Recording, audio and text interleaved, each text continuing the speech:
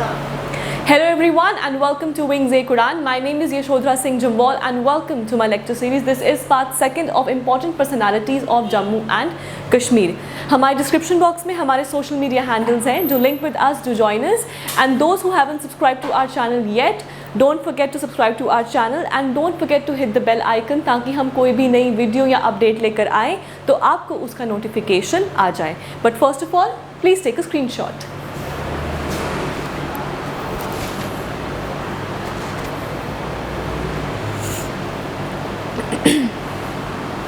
Okay, so now when you're done taking the screenshot, let's get started. But before going further, पहले आगे बढ़ने से पहले सबसे पहले last time I asked you a question about कि इस बार हमारे जम्मू एंड कश्मीर में से who is going to represent in IPL, not represent in IPL but ऐसा कौन सा एक क्रिकेटर है जो आईपीएल में जाने वाला है and he belongs to Jammu and Kashmir.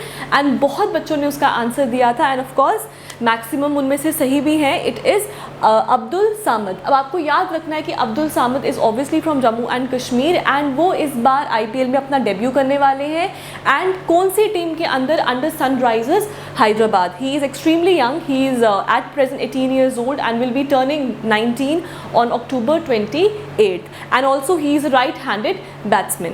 इसी के साथ साथ many students were messaging me कि मैम 7 summits का मतलब 7 summits जो मैंने आपको लास्ट टाइम बताया था कर्नल रणवीर सिंह जम्वाल जिन्होंने he is the only Indian जिन्होंने अभी तक till now he is the only Indian and the first Indian army officer जिन्होंने 7 summits को स्केल किया है.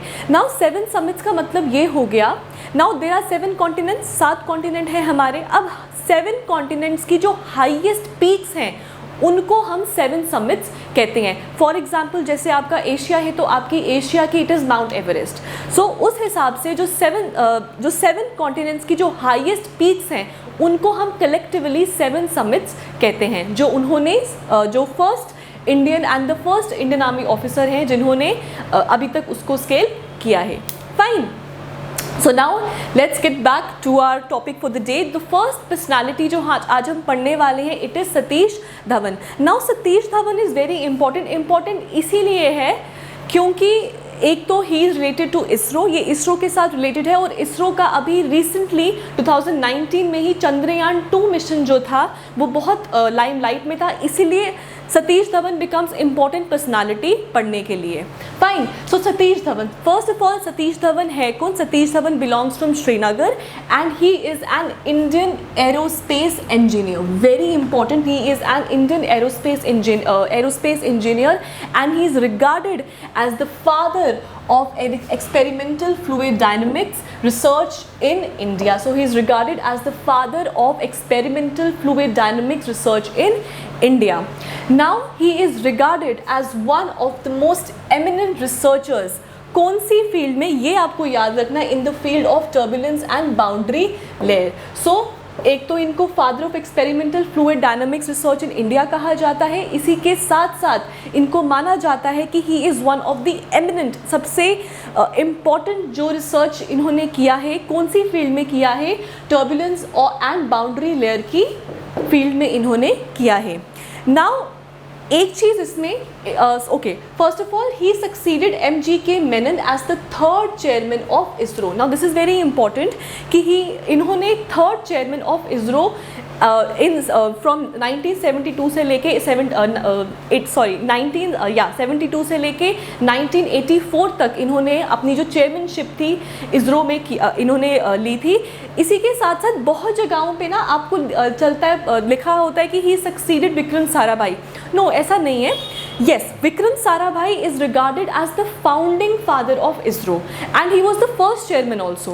तो उन्होंने काफ़ी लंबे समय के लिए इसरो में अपना चेयरमैनशिप रखी है और फिर जनवरी से लेके सितंबर तक 1972 तक इट वाज MGK मेनन और फिर 1972 से लेके 1984 तक इट वाज सतीश धवन. तो इन्होंने कुछ महीनों के लिए ही अपनी चेयरमैनशिप रखी थी. इसलिए बहुत जगहों पे लिखा होता है डॉक्टर साराभाई के बाद सतीश धवन ही आए थे, बट ऐसा नहीं है. It was obviously MGK Menon from January to September 1972 और फिर 1972 सितंबर से आगे तक 1984 तक it was Satish Dhawan. Fine. अगर हम इसरो की बात करें, that is Indian space research organisation, important. Important क्या है, इसका हेडक्वार्टर्स, बहुत बारी और बहुत एग्जाम्स में इसका हेडक्वार्टर ही पूछ लेते हैं। तो इसका हेडक्वार्टर कहाँ पे, इसका हेडक्वार्टर है आपके बेंगलुरु में। एंड आपको इसरो का याद रखना है कि इसरो के जो फाउंडिंग फादर है, इट इज़ जो फाउंडिंग फादर है वो आपके doctor Vikram Sarabhai. Vikram Sarabhai is regarded as the founding father of ISRO and the first chairman of ISRO also. अगर हम इसरो की बात करें तो इसरो में it is not related to your history, but then as a GK point of view से मैं आपको बता देती हूँ कि अगर आप इसरो की बात करें तो आपको याद रखना है कि इसरो का जो फर्स्ट मिशन टू मून था इट वॉज इन 2008, राइट। और जो सेकंड था वो अभी हाल ही था, दैट इज़ इन 2019 में था। नाउ जो आपका दैट वॉज चंद्रयान 2 जो 2019 में हुआ था। और चंद्रयान 2 जो था इट वॉज सपोज्ड कि वो साउथ जो पोल है मून का वहाँ पे उसको एक्सप्लोर करेगा। And Chandrayaan 2 consisted of 3 components, उसके 3 कंपोनेंट्स थे, that is orbiter, lander and rover. Rover का नाम था प्रज्ञान और लैंडर का नाम था विक्रम, जो किसके नाम पे था, फाउंडिंग फादर ऑफ इसरो के नाम पर ही था, that is doctor Vikram Sarabhai. तो आपको याद रखना है।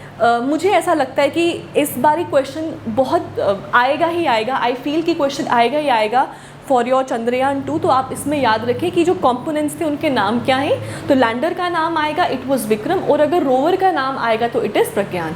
फाइन, आगे बढ़ें। तो इन्होंने अपना 3rd चेयरमैनशिप जो था इन्होंने इसरो में दिया। इसी के साथ साथ इन्होंने chairman of space communication and secretary to government of India भी अपनी सर्विसेज दी है। And in which department, obviously in the department of space. और इसी के साथ साथ इन्होंने एज अ प्रोफेसर भी काम किया है in Indian institute of science. Now Indian institute of science कहाँ पर है, इट इज़ इन बेंगलुरु, ठीक है। सो बेंगलुरु में, that is in Karnataka, state Karnataka. तो आपको याद रखना है कि इन्होंने एक तो चेयरमैन का भी काम किया है space communication secretary government of India के लिए, और इसी के साथ साथ इन्होंने एज अ प्रोफेसर भी पढ़ाया है। कहाँ पे, इंडियन इंस्टीट्यूट ऑफ स्पेस, जो कहाँ पे है आपका बेंगलुरु में है।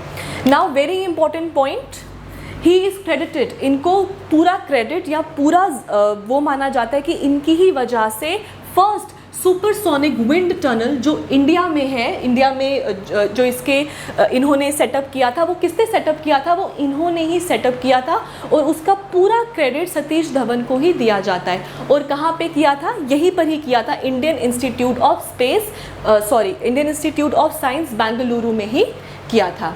फाइन, इसी की अगर हम बात करें तो अब ऑब्वियसली बहुत बच्चों ने कमेंट किया था, बहुत नहीं, 1-2 ने कमेंट किया था कि मैम आप जितने भी इंपॉर्टेंट पर्सनालिटीज़ हैं उनकी डेट ऑफ बर्थ भी बताएं। Nobody is going to ask you date of birth. जैसे किसी भी राजा महाराजा की डेट ऑफ बर्थ, किसी भी इंपॉर्टेंट पर्सनालिटी की डेट ऑफ बर्थ आपसे नहीं पूछेंगे अनटिल एंड अनलेस उस डेट ऑफ बर्थ का कोई रिलेशन है प्रेजेंट के साथ। तो ऐसे वो आपको नहीं पूछेंगे, तो वो आपको तभी पूछेंगे अगर उसका कोई रिलेशन है आपके प्रेजेंट, अगर कोई करंट अफेयर है या कोई चीज़ हो रही है स्टेट में, तो उसके रिलेशन में they can ask you about the date of birth. But ऐसे nobody is going to ask you date of birth of any maharaja, और इन दैट सेंस कोई पर्सनालिटी के आपको डेट ऑफ बर्थ के बारे में वो नहीं पूछेंगे। अगर हम विक्रम साराभाई की बात करें तो डेट ऑफ बर्थ ऑब्वियसली इतनी इंपॉर्टेंट नहीं है, बट डेट ऑफ जो इनका ईयर ऑफ बर्थ है इट इज़ 1920। नाउ जब इनकी डेथ होती है 2002 में, तो फॉलोइंग हिज डेथ, जब इनकी 2002 में डेथ होती है, now this is very important, जो इंडियन सैटेलाइट लॉन्च सेंटर है, एक तो इसका आपको हेडक्वार्टर बहुत जगहों पे मैंने बहुत एग्ज़ाम्स जो पेपर्स वगैरह पढ़े हैं उसमें मैंने बहुत जगह देखा है कि ये क्वेश्चन डायरेक्टली पूछा जाता है कि इसरो का हेडक्वार्टर कहाँ पे है। इसी के साथ साथ इंडियन सैटेलाइट लॉन्च सेंटर वो कहाँ पे है वो भी बहुत बारी पूछा जाता है। तो आपको याद रखना है इसका हेडक्वार्टर इज एट बेंगलुरु। बहुत बारी लोग बेंगलुरु में कंफ्यूज हो जाते हैं और इसका भी बेंगलुरु ही मार्क करके आ जाते हैं, बट देन इसका इट इज़ श्रीहरिकोटा आंध्र प्रदेश। तो आपको याद रखना है कि जो इंडियन सैटेलाइट लॉन्च सेंटर है उसका जो हेडक्वार्टर है it is at Sriharikota which is in Andhra Pradesh. And इसी का नाम बदलकर जब 2002 में सतीश धवन जी की डेथ हो जाती है उसके बाद इसी का नाम बदल के क्या रख देते हैं वो, professor Satish Dhawan space centre. तो आपको शायद क्वेश्चन यही आ जाए कि professor Satish Dhawan space centre कहाँ पे है। तो कंफ्यूज नहीं होना है, ये दोनों एक ही के नाम हैं। फाइन, सो ये आपके सतीश धवन। अब इनकी कुछ, ये तो हमने इनकी थोड़ा सा इनकी जो एक कैरियर रहा है उसके बारे में बात की है, बट नाउ इनको किन किन अवार्ड्स के साथ नवाजा गया है अब हम उनकी बात करेंगे। So it is first of all इनको पद्म भूषण इन 1971 में दिया गया था, which is obviously the third highest civilian award. इसी के साथ साथ इनको 1981 में Padma Vibhushan which is the second highest civilian award, और इसके बाद 1999 में इनको Indira Gandhi award for national integration भी दिया गया है। तो आपको ये पूछ सकते हैं कि Indira Gandhi award for national integration which of the following इनमें से किसको मिला है, तो उसमें सतीश धवन होगा। तो आपको उस पर मार्क करना है कि 1999 में सतीश धवन जी को Indira Gandhi award for national integration दिया गया था। Fine, so this was about Satish Dhawan. अब नाउ आई हैव नॉट, मैंने ऐसे नहीं रखा है कि पहले हम हिस्ट्री के पर्सनालिटीज़ करेंगे फिर हम पॉलिटिकल पर्सनालिटीज़ करेंगे।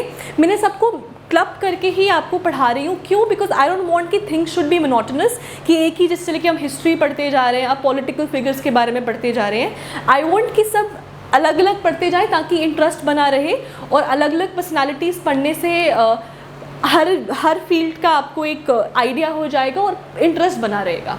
फाइन, सो नेक्स्ट अब जो हम आज पढ़ने वाले हैं it is Habba Khatoon, very important. अब इनकी सबसे इम्पॉर्टेंट बात यही है, ये तो आप अभी अपने दिमाग में सेट कर लीजिए कि इनको नाइटिंगेल ऑफ कश्मीर कहा जाता है। ये क्वेश्चन बहुत बार पेपर्स में आता है, आपके जो JK-SSB के पेपर्स होते हैं उसमें बहुत बार डायरेक्ट यही क्वेश्चन पूछते हैं, who is regarded as the nightingale of Kashmir. So it is Habba Khatoon. और ये है कौन? ये एक 16th सेंचुरी की कश्मीरी पोइटिस हैं। तो शी इज़ अ पोइटिस, और कहाँ की है? Obviously she belong from Kashmir and she is 6th century Kashmiri poetess, और इनको she is known as the nightingale of Kashmir.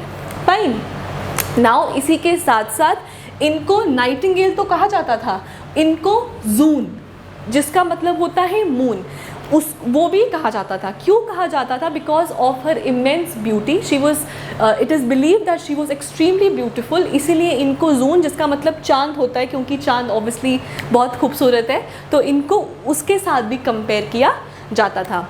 Now एक चीज़ which you need to remember is कि एक गुरेज जो एक रीजन है इन कश्मीर, वहाँ पे एक पिरामिड शेप माउंटेन है जो इन्हीं के नाम पे ही, उस माउंटेन का नाम इन्हीं के ही नाम पर है, that is Habba Khatoon mountain. अब इस माउंटेन का क्या इंपॉर्टेंस है? इट इज़ बिलीव्ड कि यहाँ पे यूसुफ शाह चक जो इनके हस्बैंड थे उन्होंने इनको देखा था, एंड देयर इनको देखते ही, because of course June she is extremely beautiful, तो इनको देखते ही ही fell in love and then of course they got married. तो इसका इस हब्बा खातून माउंटेन्स इसीलिए नाम पड़ा है क्योंकि यहाँ पर ही इट इज़ बिलीव्ड कि यूसुफ शाह चक सॉ हब्बा खातून, और यहीं पर ही felled in love at first sight and then of course they got married. तो this is about Habba Khatoon. So इनका आपको सबसे इंपॉर्टेंट पॉइंट जो आप अभी ही याद कर लो, that is she is regarded as the nightingale of Kashmir. Fine, so आज हमने 2 ही किए हैं, 2 इसलिए किए हैं क्योंकि Satish Dhawan was a lengthy topic, तो इसलिए हमने आज 2 ही किए हैं। एंड येस, स्टे ट्यून्ड, और मेरा नेक्स्ट वीडियो बहुत जल्दी आएगा। Thank you and have a nice day.